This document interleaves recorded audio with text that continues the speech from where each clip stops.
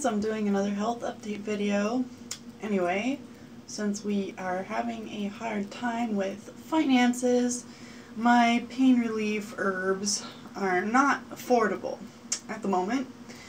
We are hoping that we're gonna get this place where I can do some better gardening and aquaponics and stuff like that, and so this is part of the LARP. I've got to suffer in order for us to hopefully get in a better place with a yard for the kids and stuff like that. If we get approved, you know, we gotta have the money, so just pain relief medication right now is not something that we can afford. So I had to take opiates because I had them from before that I saved from a long time ago, and that is keeping me sane right now. Earlier I was in so much pain, I was just rolling around on the floor, massaging my rib, and I had to do something. I was just going crazy from the pain.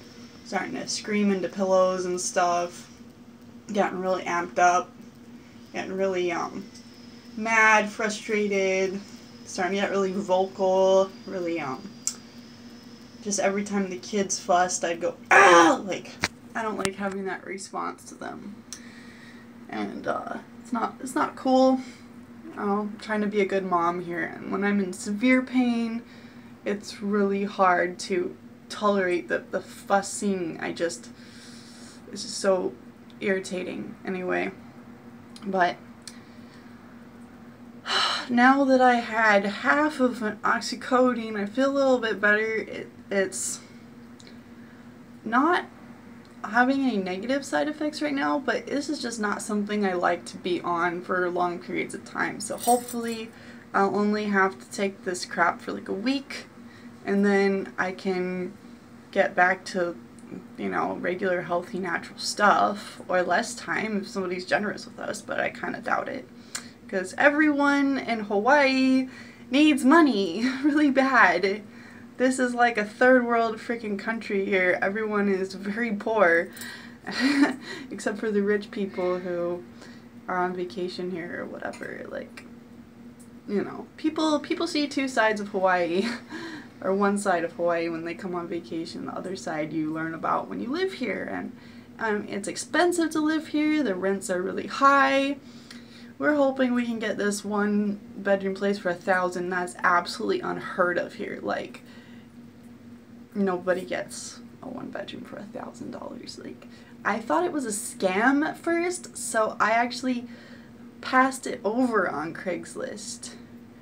And then my husband said it's not a scam, and there's a real realty company and everything, and we've had to submit all kinds of, I'm massaging my rib right now. It really hurts even though I took half of an oxycodone.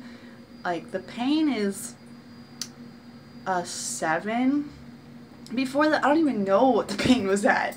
I felt like how I did when I was in childbirth, labor, kind of. Like, I literally feel like there's a knife just like jammed into my rib right here. I don't know if you can see, but I've been massaging right there, and my ribs are just really messed up. But anyway, I do not like having to take oxycodone. It does not feel good, but I only took half, so I don't have the usual nasty side effect feeling, but I am really worried about how this is going to affect my other health problems, because especially my teeth, my teeth are pretty good in the front, but I have a wisdom tooth in the back that I'm trying to heal naturally because I really do not like going to the dentist, and I've heard it's possible. So I have watched some videos today trying to distract myself from my pain, which is what I'm always trying to do, and that's why I go on the internet a lot, because I need a lot of mental distraction. And sometimes arguing with people on the internet is my mental distraction from my pain. And sometimes it's watching videos, sometimes it's watching things that are calming, sometimes it's yelling at people on the internet, who knows, but anyway, I can get that rage out at people who deserve it is good. So, anyway, what was I talking about? I don't like being on oxycodone, and I definitely prefer herbs, but I just, like I said, everything's getting so expensive. I feel like my health problems have landed us in the poorhouse, literally. I'm so frustrated with my health. Like, every time we buy ear candles, it's expensive. Every time I need pain medication, it's expensive. And I have felt like just like a huge financial burden since I have been a child, since, you know, my parents pretty much complained about every frickin' cent they spent on me since my parents were divorced, and they love to make me feel guilty and make sure I know how much money they have spent on me individually, so that I, you know, like mommy better than daddy, or daddy better than mommy, or whatever they wanted to do, you know, make the other parent pay for things or whatever. No, I don't have to pay for things because I pay child support. Well, I shouldn't have to pay for everything, or just whatever. I am just a big financial burden on, I feel just like, anyway, my parents don't help me at all anymore, nor do we talk.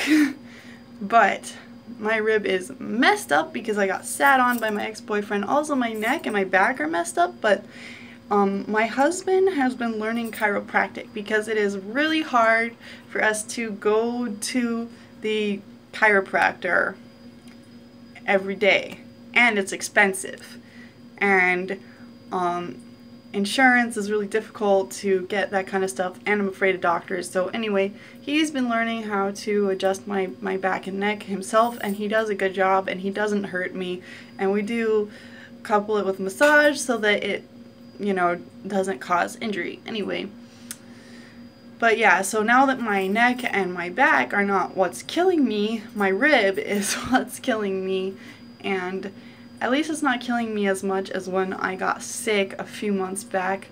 Actually, that was just like 3 months ago.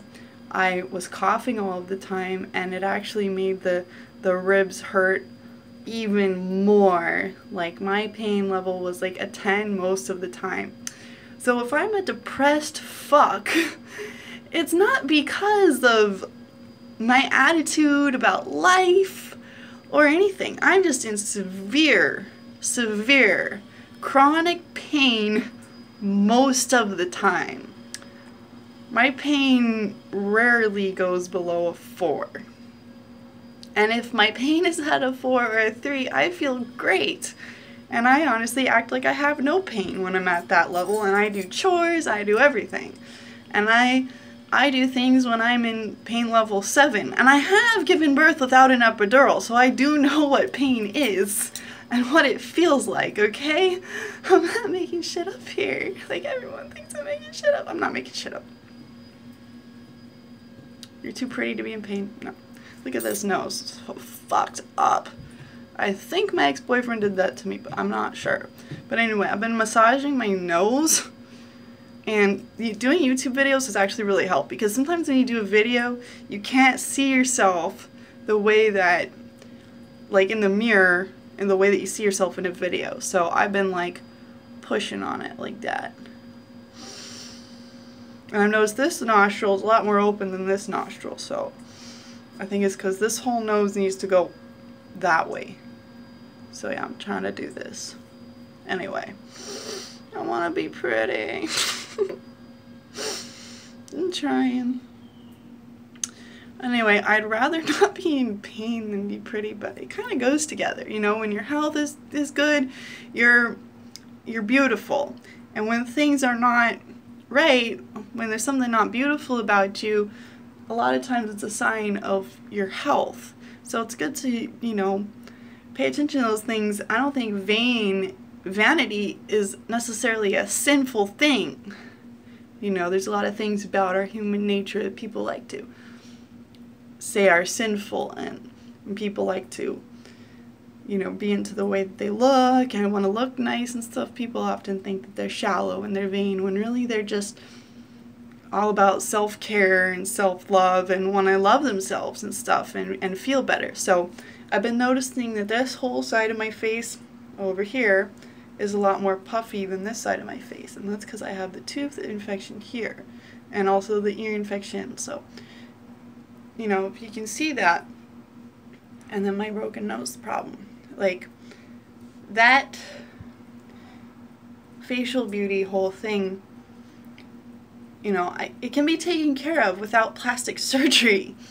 And I will take care of it without plastic surgery. I do not want to get plastic surgery to do things that maybe massage or just healing can take care of, you know. I'm not into cutting my body or going to doctors that much because they tend to just... I've had issues with malpractice so much in my life, and a lot of times the doctors just, they don't know what to say, so they just do their best. And a lot of times these methods that Western medicine doctors use just simply do not work. And that has been my experience. I've had so many bad experiences. Anyway,